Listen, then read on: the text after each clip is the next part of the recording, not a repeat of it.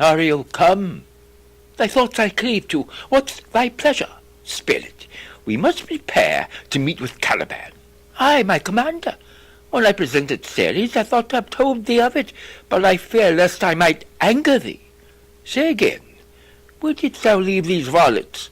I told you, sir, they were red hot with drinking, so full of valour that they smote the air for breathing in their faces, beat the ground for kissing of their feet, yet always bending towards their project. Then I beat my tabor, at which, like unbacked colts, they pricked their ears, advanced their eyelids, lifted up their noses as they smelt music.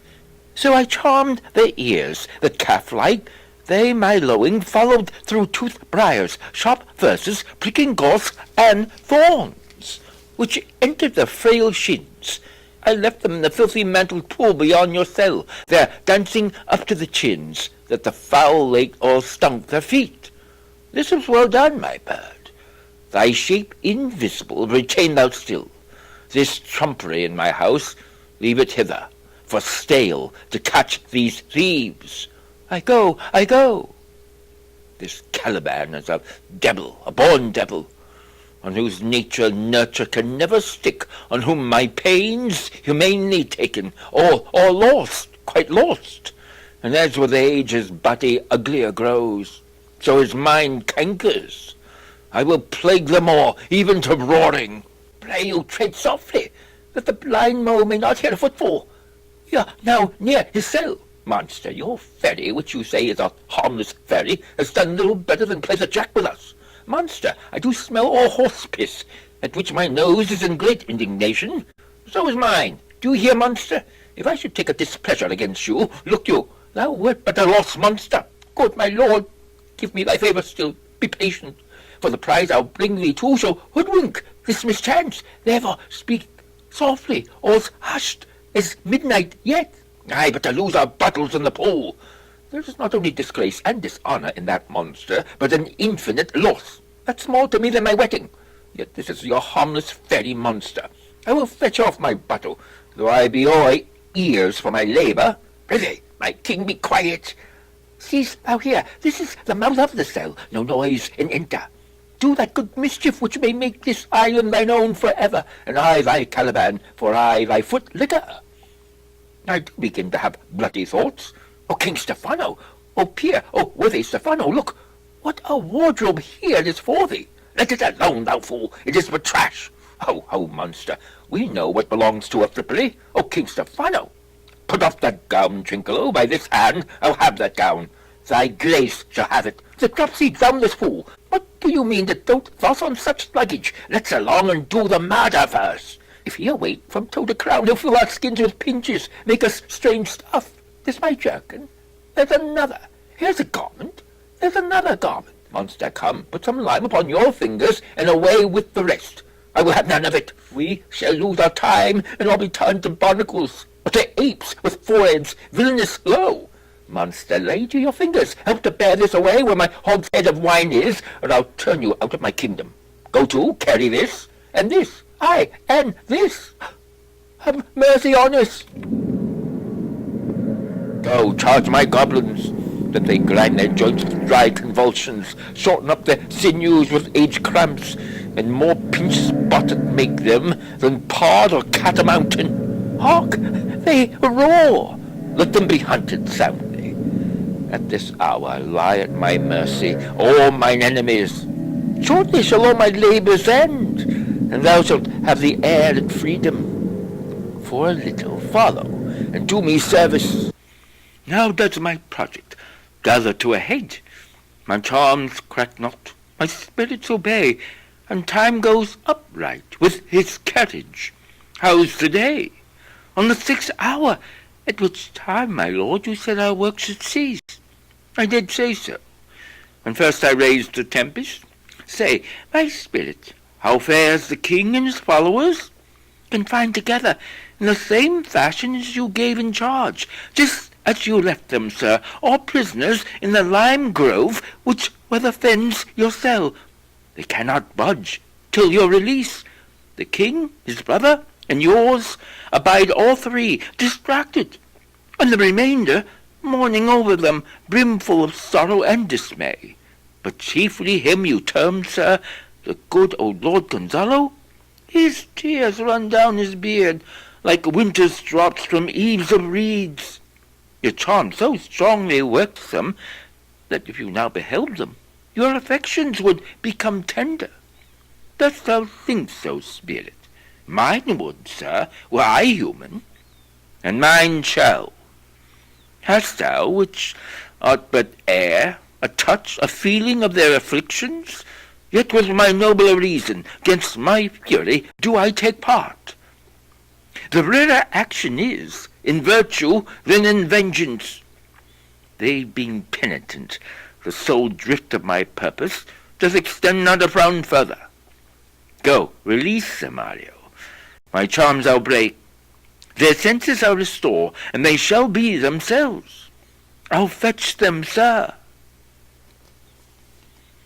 Ye elves of hills, brooks, standing lakes and groves, and ye that on the sands with sprintless foot do chase the ebbing Neptune, and do fly him when he comes back. You dumb-eye puppets that by moonshine do the green sour ringlets make, whereof the yew not bites, and you whose pastime is to make midnight mushrooms that rejoice to hear the solemn curfew, by whose aid, weak masters though ye be, I have bedimmed the noontide sun, called forth the mutinous winds, and twixt the green sea and the azured vault set roaring war. To the dread rattling thunder have I given fire, and rifted Job's stout oak with his own bolt. The strong base promontory have I made shake, and by the spurs plucked up the pine and cedar. Graves at my command have waked their sleepers, oped and let them forth by my so potent art. But this rough magic I here abjure. And when I have required some heavenly music, which even now I do, to work mine end upon their senses that this airy charm is for, I'll break my staff, bury it certain fathoms in the earth, and deeper than ever plummet sound, I'll drown my book.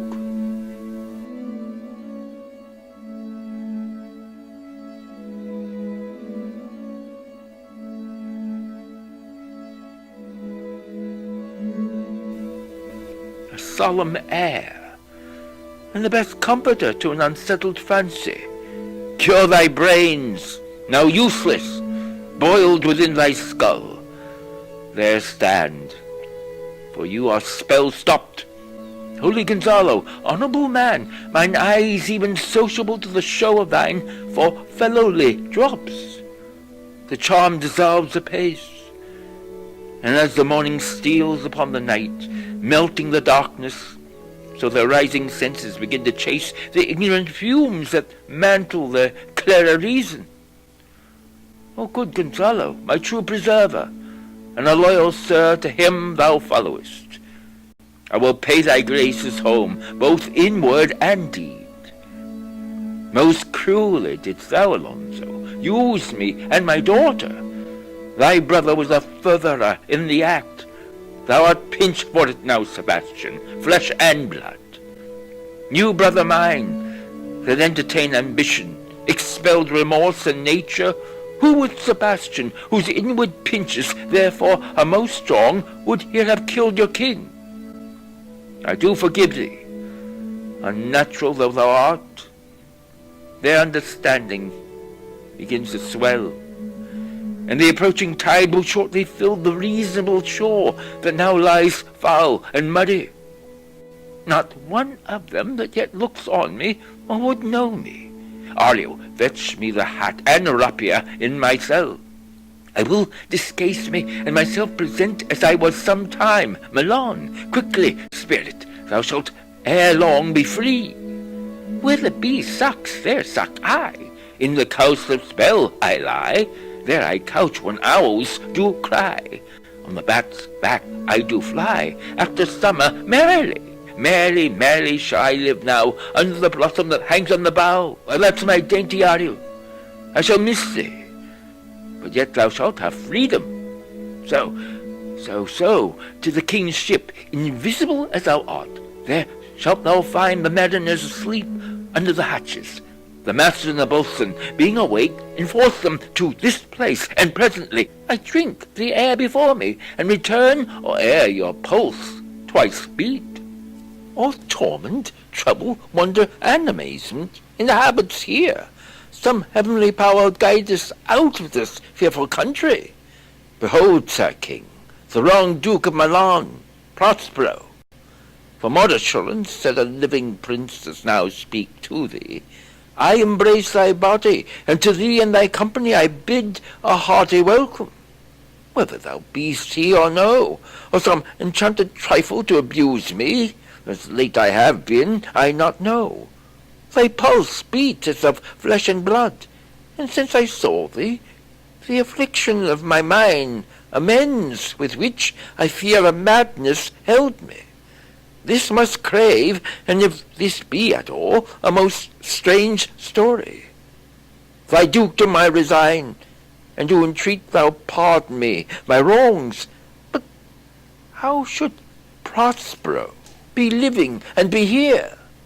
First, noble friend, let me embrace thine age, whose honour cannot be measured or confined. Whether this be or be not, I'll not swear. You do yet taste some subtleties of the isle that will not let you believe things certain. Welcome, my friends, all. But you, my brace of lords, I here could pluck my highness's frown upon you, and justify you traitors. At this time I'll tell no tales.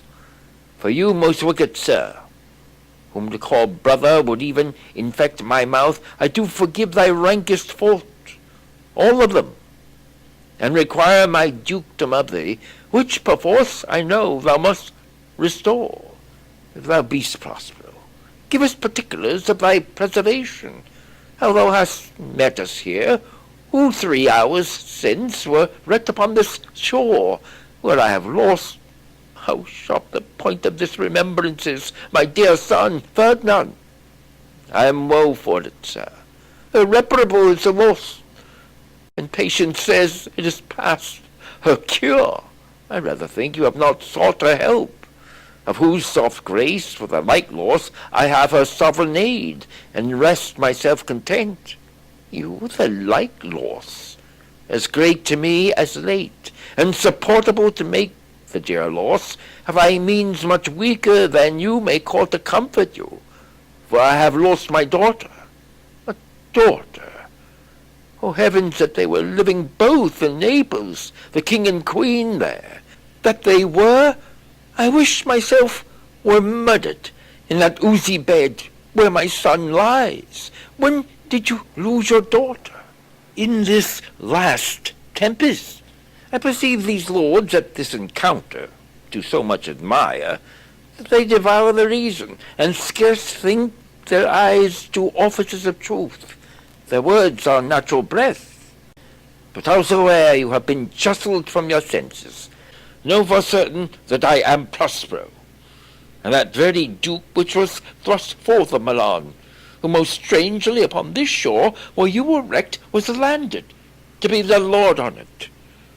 No more yet of this, for 'tis a chronicle of day by day, not a relation for a breakfast, nor befitting this first meeting. Welcome, sir. This cell's my court. Here have I few attendants, and subjects none abroad. Pray you, look in. My dukedom, since you have given me again, I will requite you with as good a thing. At least bring forth a wonder, to content ye as much as me, my dukedom. Sweet lord, you play me false. No, my dearest love, I would not for the world. Yes, for a score of kingdoms you should wrangle, and I would call it fair play.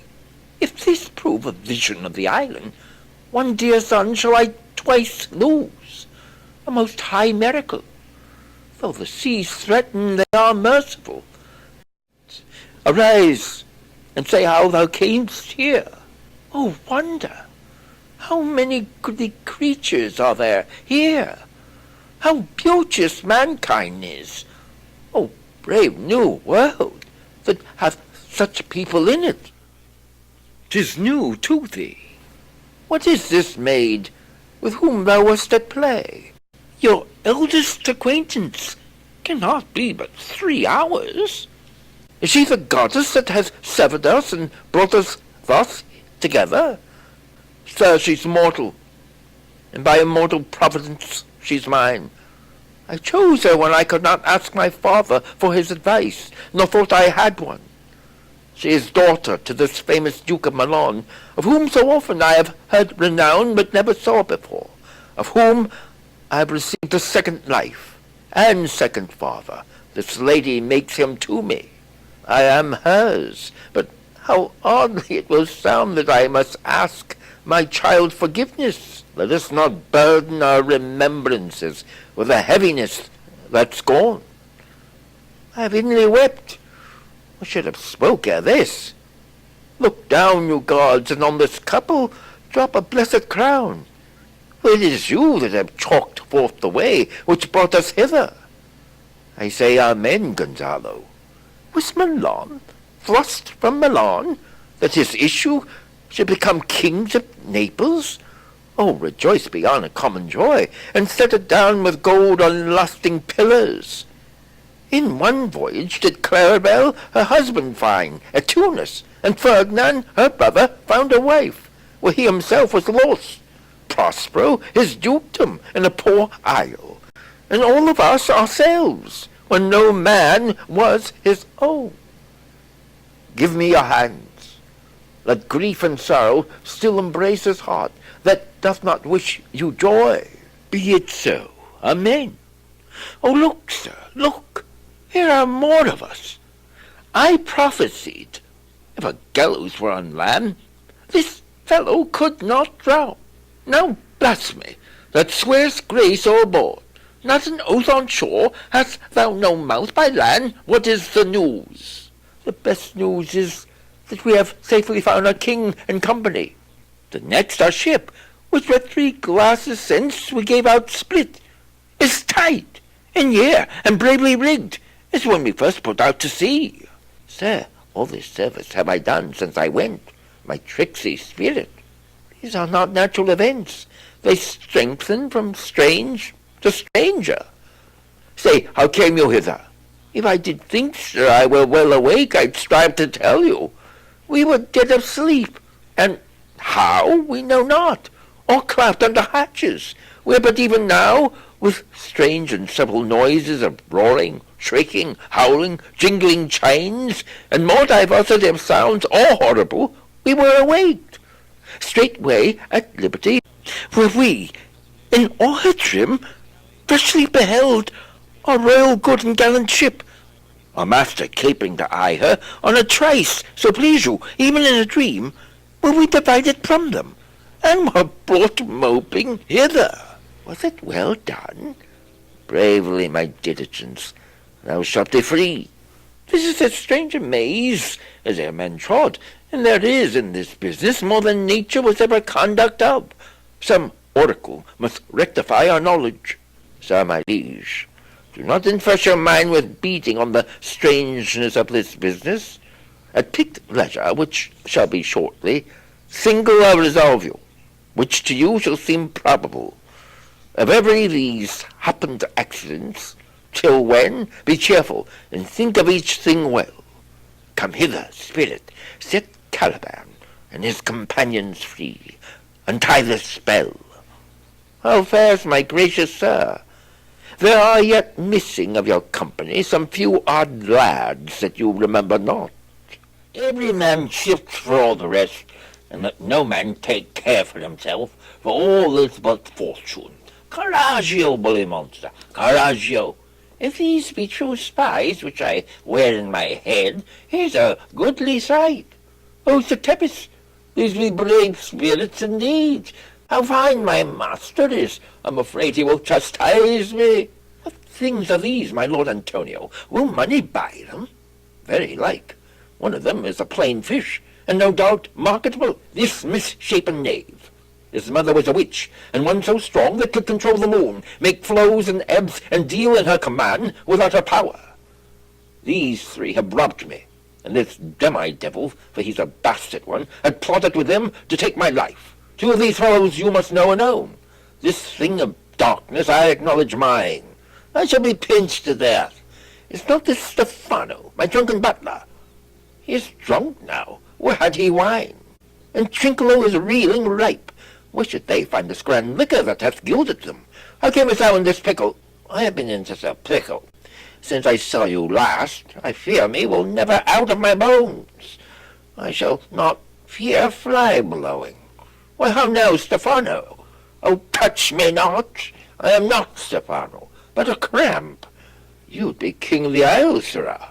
I should have been a sore one then. This is as strange a thing as e'er I looked on. He is as disproportioned, and his manner as in his shape. Go, sirrah, to my cell.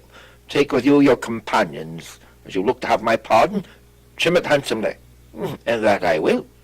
And I'll be wise hereafter, and seek for grace. What a thrice double ass was I, to take this drunkard for a god, and worship this dull fool. Go to away. Hence and bestow your luggage where you found it. Or stole it, rather. Sir, I invite your highness and your train to my poor cell, where you shall take your rest for this one night. Which part of it I'll waste with such discourse, as I, not doubt, shall make it go quick away, the story of my life, and the particular accidents gone by since I came to this isle. And in the morn I'll bring you to your ship, and so to Naples, where I have hoped to see the nuptial of these our dear beloved solemnized, and thence retire me to my Milan, where every third thought shall be my grave. I long to hear the story of your life, which must take the ear strangely. I'll deliver all, and promise you calm seas, auspicious gales, and sails so expeditious that you'll catch your royal fleet afar off. My Ariel, chick, that is thy charge. Then to the elements, be free, and fare thou well. Please you, draw near. Now my charms are all o'erthrown, and what strength I have's mine own, which is most faint. Now 'tis true I must be here confined by you, or sent to Naples. Let me not, since I have my dukedom got, and pardon the deceiver, dwell in this bare island by your spell. But release me from my bands with the help of your good hands. Gentle breath of yours my sails must fill, or else my project fails, which was to please. Now I want spirits to enforce, art to enchant. And my ending is despair, unless I be relieved by prayer, which pierces so that it assaults mercy itself and frees all faults. As you from crimes would pardon be, let your indulgence set me free.